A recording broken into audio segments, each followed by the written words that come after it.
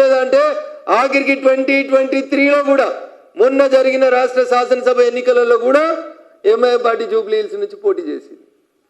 14లో second వచ్చిర్రు. తర్వాత compromise politics, ఎవరు అధికారంలో ఉంటే వాళ్ళకు అనుకూలంగా అభ్యర్థులు పెట్టేటువంటి కార్యక్రమం.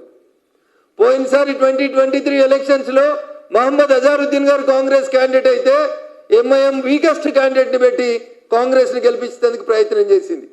ఈరోజు నేరుగా ఎంఐఎం పార్టీలో పనిచేసిన వాళ్ళే వచ్చి కాంగ్రెస్ పార్టీ అభ్యర్థులు అయ్యేందుకు రంగం సిద్ధమవుతా ఉంది. అందుకని జూబ్లీ హిల్స్ ఓటర్ మహాశైలారా, తెలంగాణ సమాజం ఇవాళ ఒకసారి ఆలోచించుకోవాలి. కాంగ్రెస్ ఎంఐఎం రెండు ఒకటై భవిష్యత్తులో తెలంగాణలో ఎన్ని ఘోరాలు చేయబోతుందో ఒకసారి ఆలోచించుకోవాలి. పొరపాటున, నేను మళ్ళీ చెప్తున్నా, పొరపాటున రేపు భాగ్యనగరం ఎంఐఎం అయితే బైన్సాలో ఏమవుతుందో ఒకసారి హిందూ బంధువులందరూ ఆలోచించుకోవాలి. బైన్సాలో ఎంఐఎం మేయర్ ఒక్కడు ఉంటే హిందూ ప్రాంతాలకి నల్ల రావు, నీళ్లు రావు, రోడ్లు రావు, చాలా ఏం చేసుకుంటారో చేసుకోరు అంటున్నాడు. ఒకవేళ రేపు పొరపాటున అదే దుస్థితి భాగ్యనగరానికి వస్తే ఒక్కసారి ఓటేసే కంటే ముందు దయచేసి ప్రజలందరూ ఆలోచించుకోవాలని అప్పీల్ చేస్తా ఉన్నా. ఏదో ఓట్లు వచ్చినాయి కాబట్టి బీజేపీలు పోయి సమాజాన్ని విడగొడతారు, మతాల పేరు మీద విభజన చేస్తారు. చెత్తవాగుడు చెప్పేటువంటి చెత్త పెద్దలకు అందరికీ కూడా ఇదే సమాధానం.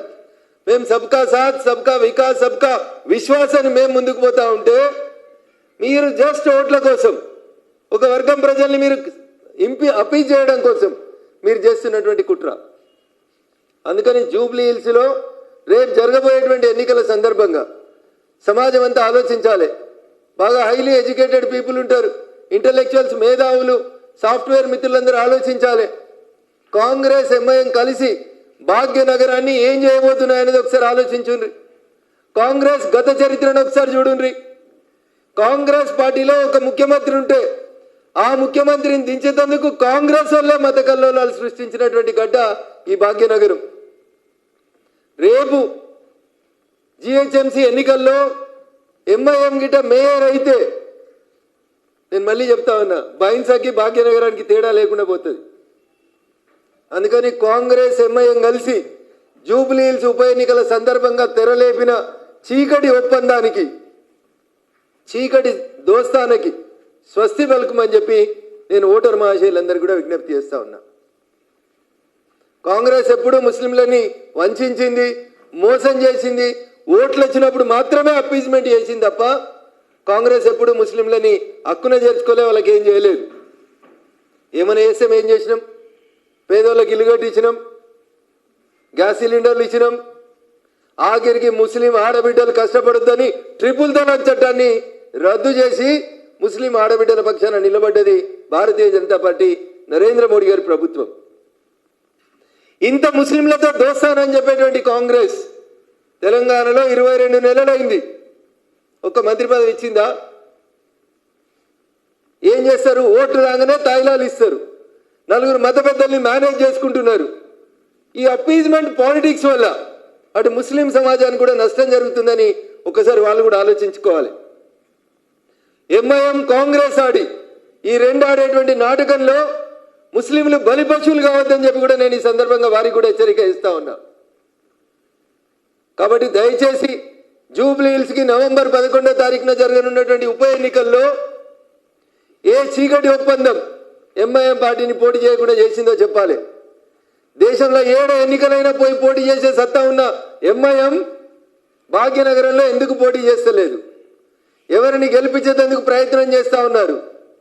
టీఆర్ఎస్తో ఒప్పందం చేసుకున్నారా? కాంగ్రెస్తో ఒప్పందం చేసుకున్నారా? ఎవరితో మీ ఒప్పందాలు? మీ లాలూచి ఎవరితోటో ఒకసారి ఎంఐఎం ఓపెన్గా చెప్పాలి.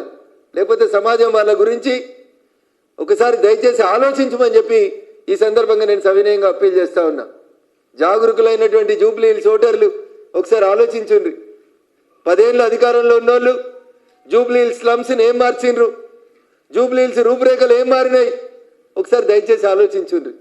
10 ఏళ్ళ టీఆర్ఎస్ చూసిండ్రు, 22 నెలల కాంగ్రెస్ పాలన చూసిర్రు. దయచేసి ఈ దేశంతో పాటు 20 రాష్ట్రాల్లో ఎన్డీఏ ప్రభుత్వాలను చూస్తూ ఉన్నారు.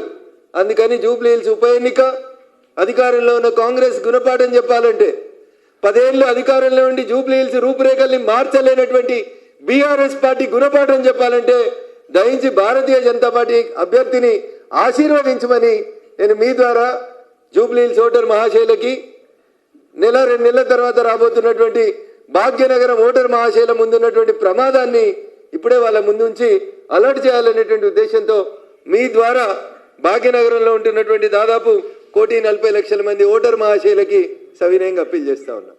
Thank you.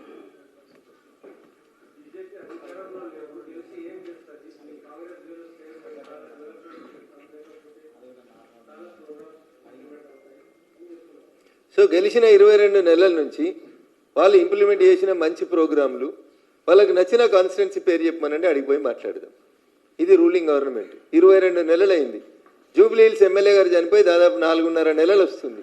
ఈ 4.5 నెలలలో జూబ్లీహిల్స్లో మీరు పూడ్చిన గుంతలెన్ని, మీరు తీసిన నాలాలెన్ని, మీరు కొత్త కట్టిన నాలాలెన్ని, కొత్తగా వచ్చిన డబుల్ బెడ్రూమ్లు ఎన్ని, కొత్తగా ఇచ్చినటువంటి రేషన్ కార్డులు ఎన్ని, కొత్తగా పెంచిన పెన్షన్ ఎంత, ఆడపిల్లలకు స్కూటీలకు పోసిన డీజిల్ పైసలు ఎన్ని, ఒకసారి లెక్క చెప్పుర్రు అంతే. ఇక అంతకంటే ఎక్కువ ఏముంటుందని అధికారంలో ఉన్న మీరు ఏం చేసిర్రు అనే చెప్పుర్రి. మీరిచ్చిన 6 హామీలు, మీరిచ్చిన కోర్తలు మాటలు ఏం చేసిరో ఒకసారి చెప్పుకుందాం. సో కాబట్టి రూలింగ్ పార్టీని ప్రశ్నించాలంటే మాకే ఎందుకు ఓటేయాలంటే మేము ఒక్కలం గెలిచినా, ముగ్గురం గెలిచినా, 8 మందిని గెలిచినా ఎన్నడూ ఎవరికి తల వంచలే. మేము తల వంచేది, జవాబు చెప్పేది, జవాబుదారితనంతో ఉండేది కేవలం మా కోటేసినటువంటి ప్రజలకి, మా రాష్ట్ర ప్రజలకి తప్ప. టీఆర్ఎస్లో గెలిచిన వాళ్ళు ఏడున్నారన్న? 39 గెలిచిర్రు. ఏడున్నారు? 4 ఈనంగా పోతున్నారు, 5 ఆనంగలు పోతున్నారు, 10 మంది అడిపోతున్నారు. నోటీస్ ఇస్తే ఒక ఆయన ఇటు అంటున్నాడు, ఒక ఆయన అటు అంటున్నాడు. టీఆర్ఎస్ గెలిచిన ఒక సీట్లో బై ఎలక్షన్స్ వస్తే గెలిచింది ఎవరో చూస్తున్నారు మీరు. ఆడన్ని మాయ మాటలు చెప్పి గెలిచిరో ఆలోచించుండ్రి. అందుకని దయచేసి కాంగ్రెస్ పాలన 22 నెలలు చూసిన జూబ్లీహిల్స్ ప్రజలారా, మీ మోరీలలో నిండిన చెత్త, కొట్టుకొస్తున్నటువంటి స్లమ్స్లోంచి వస్తున్నటువంటి దుర్గంధం ఒక్కసారి ఆలోచించి కాంగ్రెస్ ఏం చేయదు, కాంగ్రెస్ కొట్టేస్తే మీకు వచ్చే పనులు ఏం జరగవు. కాబట్టి ఒకసారి భారతీయ జనతా పార్టీకి అవకాశం ఇస్తే ఖచ్చితంగా పారదర్శకంగా కేంద్రం నుంచి కొన్ని నిధులు తీసుకొచ్చి జూబ్లీహిల్స్ నియోజకవర్గాన్ని కూడా మా కేంద్ర మంత్రి గౌరవనీయులు కిషన్ రెడ్డి గారి నాయకత్వంలో ముందుకు తీసుకెళ్లేందుకు ప్రయత్నం చేస్తామని చెప్పి ఈ సందర్భంగా తెలియజేస్తా ఉన్నాం.